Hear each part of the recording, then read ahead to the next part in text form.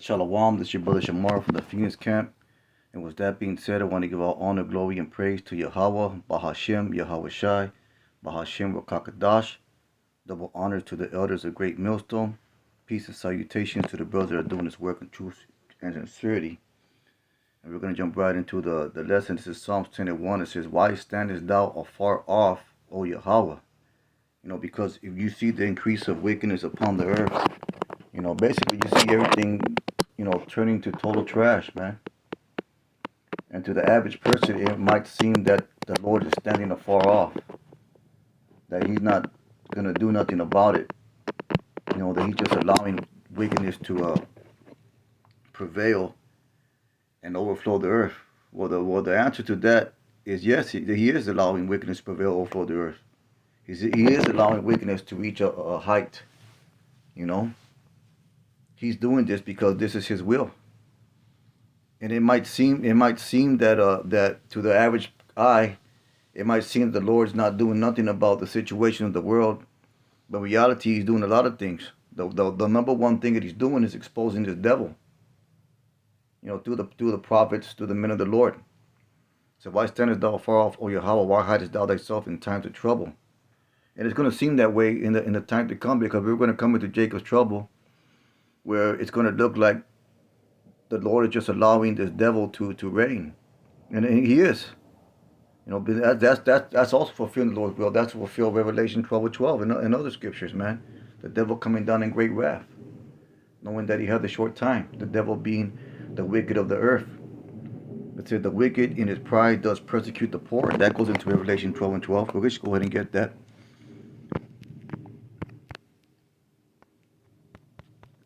It says Revelation 12:12. It says, Therefore rejoice, ye heavens, and ye that dwell in them. Woe to the inhabitants of the earth and the sea.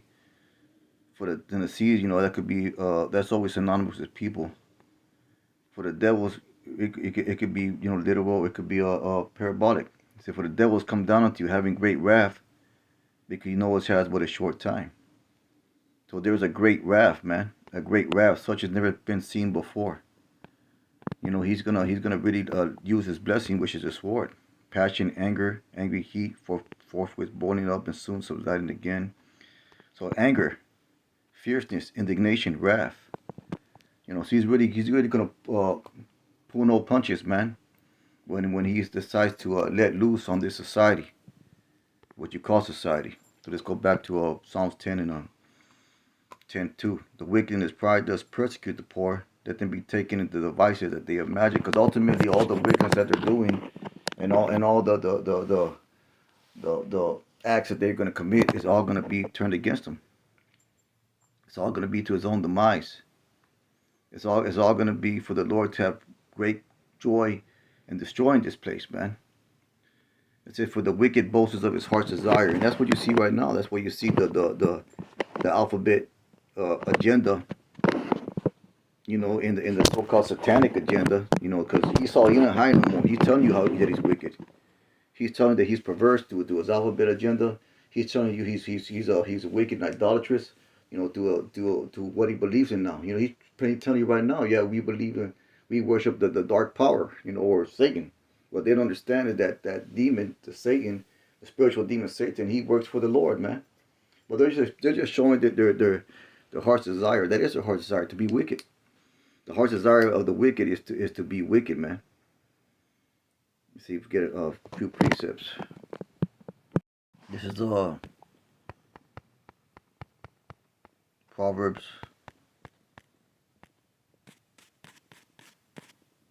12:10. It says, a righteous man regards a life as beast, but the tender mercies of the wicked are cruel. So even their mercies are cruel. So that's his heart's desire, man. Is to be cruel. Let's get that word cruel. So that's their default setting, to be cruel, man.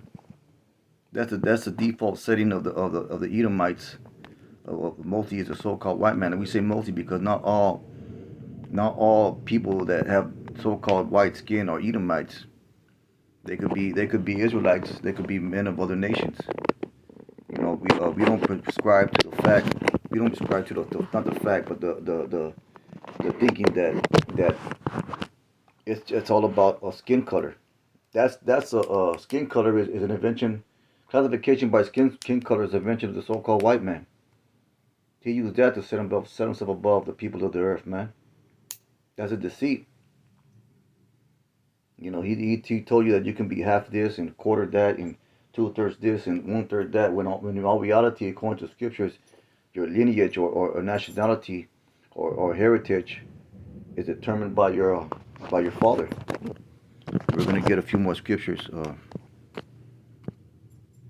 This is Psalms 94 and let's see here. It says 94 and 21. So they gather themselves together against the soul of the righteous and condemn innocent blood. And that's ultimately what they're doing. They're setting it up so that the result of what they're doing can be they want to kill you, Jake, man. That's what it is. They want to go against because they know you are the children of the Most High, and they're setting up laws and rules and ways of wickedness with their their technology and their acceptance of perverse morality. They're doing that to destroy you. They want to set this up a God, and the God of the Bible doesn't matter no more. Let's go back to a previous psalm. Psalms 10 and 4 said, "The wicked do the pride of his count will not seek out Yahweh. Yahweh will not in his thoughts," and that's why their ideas and their ways are so perverse. That's why they're pushing a complete and total defiance against the Lord. If you can't see that, then you're blind. That's exactly what they're doing, man. It says, "His ways are always grievous. The judgments are far above out of his sight. As for all his enemies, he puffeth at them." And the main enemy, the main enemy of these wicked Edomites is the Most High. You can read that Psalms, and the Lord said that that's his main enemy. Psalm the 83rd chapter says that. Says that, man. Let's get Psalms 83rd real quick. 83. It says, verse 2 says, keep not thou silence, O Yahweh, whole night, that peace be not still, O Yahweh. And we cry out for that. We want the Lord to move quickly and precisely against these Edomites and against his nation, because we're tired of being vexed by the wickedness that we see on a daily basis. It says, "For lo, thine enemies make a tumult, and they that hate thee have lifted up the head." And that's what you see going on right now. They exalted themselves. They're putting their perverse morality and their perverse views and their technology as God. And they are basically doing away with the God of the Bible in their minds. But what's going on is the Most High is basically setting them up for a downfall, man. This is Proverbs 11 and 5. It says, "The righteousness of the perfect shall direct his way, but the wicked shall fall by his own wickedness." So the Lord's setting them up. He's setting them up for the big KO, pretty much to speak, man. To plainly speak. So this devil's allowing to be wicked, and by his own wickedness, he's going to fall. And it repeats it once again in verse 6. "The righteousness of the upright shall deliver them, but transgressors shall be taken in their own naughtiness." You see that? Get that word naughtiness. Lust. So this ultimately is going to be their own downfall, man. They're pushing up the alphabet agenda. They're pushing up of technology as God. They're pushing of saying themselves as God. It's going to be for their own downfall, man. You know what? And we can't wait. We can't wait till that happens. Let's get Psalms 9 and 15, which further explains the point. This is Psalms 9:15. It says that the heathen, see, the nations or Gentiles, were not Israelites. That includes the rest of the nations as well as the Edomites. The heathen are sunk down in the pit that they made, and the net which they hid is their own foot taken, man. So that's what it is. The Lord is known by his judgment which he executes. The wicked is snared in the work of his own hands. He Gaion, that means meditation or song, Salah. So we sang about this in ancient days, man, and we're singing that new song right now. It says the wicked shall be turned into hell or the grave or death, and now it's not talking about literal hell or the pitchfork fire torment hell. And the nations that forget Yahweh. It says, "For the needy shall not always be forgotten." We're the needy, man. We're the ones crying out to the Lord, asking how long. The expectation of the poor shall not perish forever.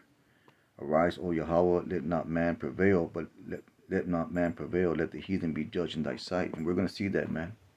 We're gonna see great judgments coming upon the earth, man. We're already seeing them, and there's gonna be many more to come. Put them in fear, O Yahweh, that the nations may know themselves to be but men. Because right now they think that they running the show, man. With that being said, just a real quick lesson. Most High willing, hope is edifying. With that, we give our honor, glory, and praise to Yahweh Bashem Yahushai. Call halal Yahweh Bashem Yahushai. Brothers keep on pushing. Shalom.